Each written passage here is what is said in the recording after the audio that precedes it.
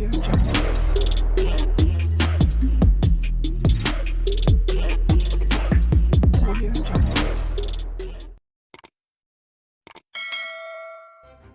kasih kerana memilih channel ini. Sebelum kita mulakan video ini, sila pertimbangkan untuk menekan butang like, share dan subscribe dan aktifkan butang lonceng anda agar anda sentiasa mendapat info-info percuma pada setiap hari dari channel kami. Dan tinggalkan komen anda kerana komen anda amatlah dihargai. Terima kasih. Ekoran kegagalan demi kegagalan, perancangan mengambil alih Putrajaya dari Kerajaan Madani, dikatakan Perikatan Nasional PN sudah berada di hujung nyawa. Sama ada benar atau tidak, spekulasi yang berlegar, hanya kepimpinan Perikatan Nasional PN sahaja boleh memberi jawapan. Gelora dalaman yang melanda gabungan Perikatan Nasional PN bermula apabila PAS berjaya menunjukkan dominasi mereka terhadap pengundi, terutama anak muda. Dengan jumlah kerusi di Parlimen dan DUN memihak kepada PAS, ada kalangan pemimpin bersatu tidak senang hati dan merasakan kedudukan mereka tergugat. PAS yang yakin akan mampu menawan Pahang sekiranya perancangan mengambil alih Kerajaan Persekutuan sudah mula menunjukkan kuku tanpa memberi ruang kepada bersatu untuk mentadbir sekurangnya sebuah negeri. Ini tidak disenangi segelintir pemimpin bersatu yang merasakan mereka sebenarnya layak untuk mendapat jawatan paling tidak seorang menteri besar dari 4 negeri. Malangnya, semua itu tidak berlaku dan PAS membuktikan mereka lebih layak untuk jawatan tersebut. Semua tahu, pempengaruh influencer yang pro-Mahathir cuba mempengaruhi penyokong kedua-dua parti agar yakin dengan apa yang Grandmaster rancangkan. Biarpun tidak mendapat restu secara langsung dari Mahathir, pempengaruh terus meyakinkan penyokong PAS dan Bersatu untuk menyokong gerakan yang dicanangkan. Lebih memburukkan keadaan, pempengaruh juga meletakkan tarik-tarik tertentu sebagai hari terakhir Kerajaan Madani dan Datuk Seri Anwar Ibrahim sebagai Perdana Menteri. Selepas penyokong Perikatan Nasional PN sedar mereka telah berjaya ditipu berkaitan tarik kejatuhan Anwar Ibrahim, influencer Perikatan Nasional PN mula bercakaran secara terbuka. Lebih menarik apabila pergaduhan mulut ini melibatkan beberapa nama dalam kalangan Perikatan Nasional PN yang didakwa menerima sejumlah wang. Desas-desus berkaitan penyingkiran pengurusi Perikatan Nasional PN Tan Sri Muhyiddin Yassin berlegar di kalangan penyokong.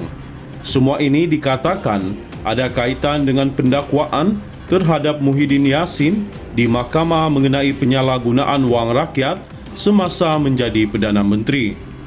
Perlu diingatkan, slogan Perikatan Nasional PN sendiri menetapkan untuk pemimpin mereka bebas dari tergolong dalam kalangan kluster mahkamah. Jadi, untuk memilih seorang pengurusi, mestilah individu itu bersih dari sebarang pendakwaan di mahkamah dan mempunyai pengalaman serta pengaruh yang kuat di kalangan orang Melayu. Tun Dr. Mahathir Mohamad, bekas Perdana Menteri ke-7 dan bekas pengurusi Bersatu, dikatakan calon paling sesuai untuk menyatukan PAS dan Bersatu sebagai tunjang Perikatan Nasional PN yang lebih baik.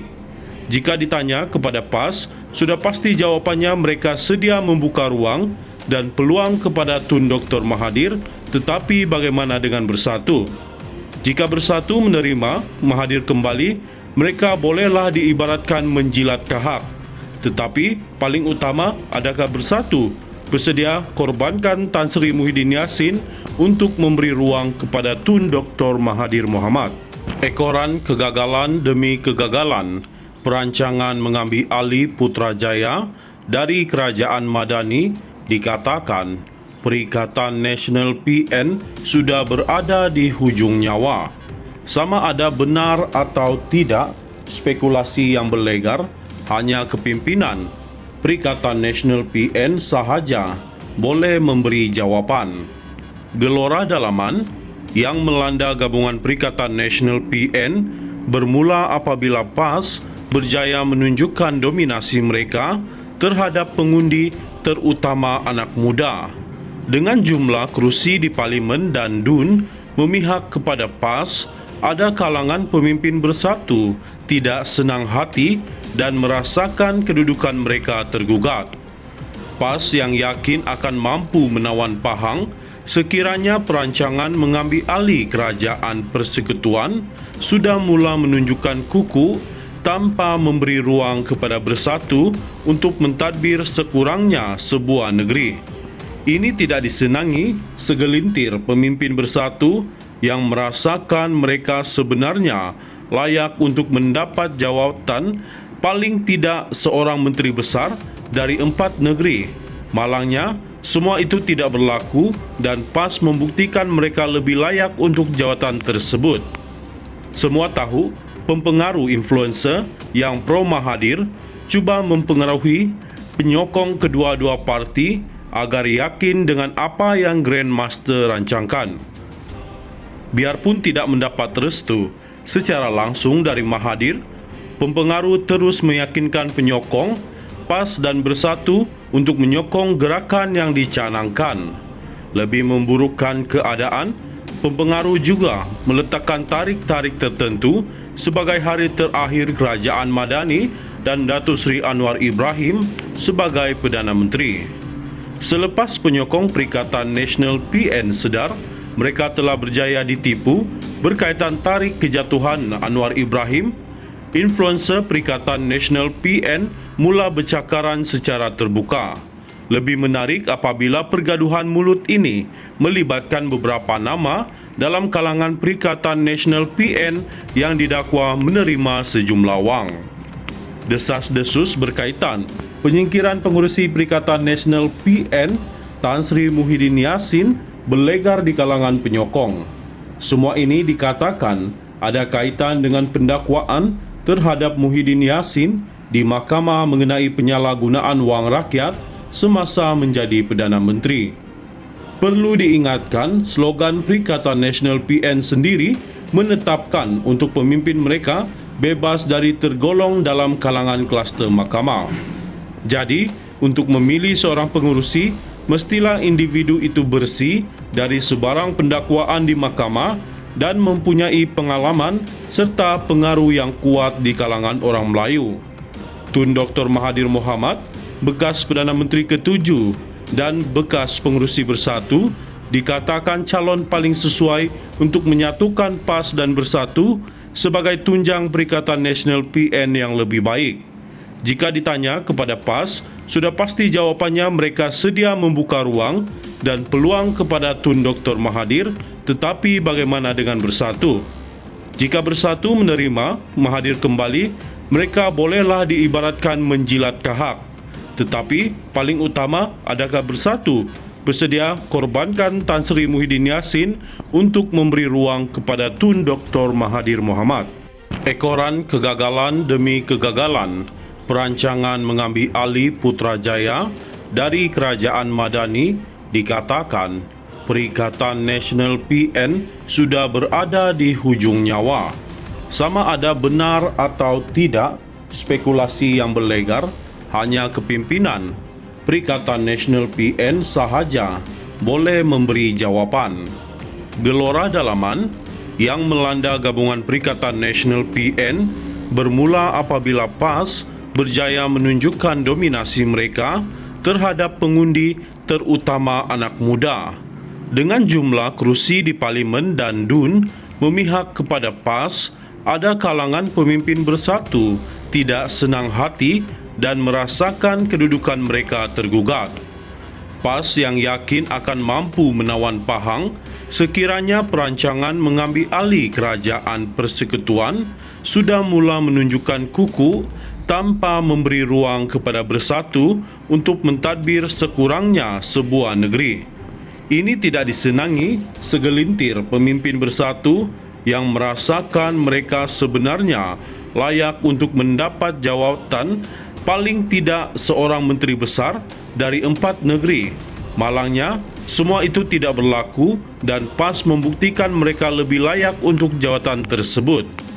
Semua tahu, pempengaruh influencer yang pro Mahathir cuba mempengaruhi penyokong kedua-dua parti agar yakin dengan apa yang Grandmaster rancangkan. Biarpun tidak mendapat restu secara langsung dari Mahathir, pempengaruh terus meyakinkan penyokong PAS dan Bersatu untuk menyokong gerakan yang dicanangkan. Lebih memburukkan keadaan, pempengaruh juga meletakkan tarik-tarik tertentu sebagai hari terakhir Kerajaan Madani dan Datuk Seri Anwar Ibrahim sebagai Perdana Menteri. Selepas penyokong Perikatan Nasional PN sedar mereka telah berjaya ditipu berkaitan tarik kejatuhan Anwar Ibrahim, influencer Perikatan Nasional PN mula bercakaran secara terbuka. Lebih menarik apabila pergaduhan mulut ini melibatkan beberapa nama dalam kalangan Perikatan Nasional PN yang didakwa menerima sejumlah wang. Desas-desus berkaitan penyingkiran pengurusi Perikatan Nasional PN Tan Sri Muhyiddin Yassin berlegar di kalangan penyokong. Semua ini dikatakan ada kaitan dengan pendakwaan terhadap Muhyiddin Yassin di mahkamah mengenai penyalahgunaan wang rakyat semasa menjadi Perdana Menteri. Perlu diingatkan, slogan Perikatan Nasional PN sendiri menetapkan untuk pemimpin mereka bebas dari tergolong dalam kalangan kluster mahkamah.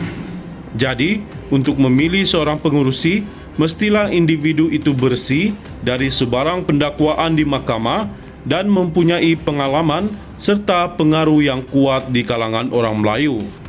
Tun Dr. Mahathir Mohamad, bekas Perdana Menteri ke-7 dan bekas pengurusi Bersatu, dikatakan calon paling sesuai untuk menyatukan PAS dan Bersatu sebagai tunjang Perikatan Nasional PN yang lebih baik. Jika ditanya kepada PAS, sudah pasti jawapannya mereka sedia membuka ruang dan peluang kepada Tun Dr. Mahathir, tetapi bagaimana dengan Bersatu? Jika Bersatu menerima Mahathir kembali, mereka bolehlah diibaratkan menjilat kahak. Tetapi paling utama, adakah Bersatu bersedia korbankan Tan Sri Muhyiddin Yassin untuk memberi ruang kepada Tun Dr. Mahathir Mohamad?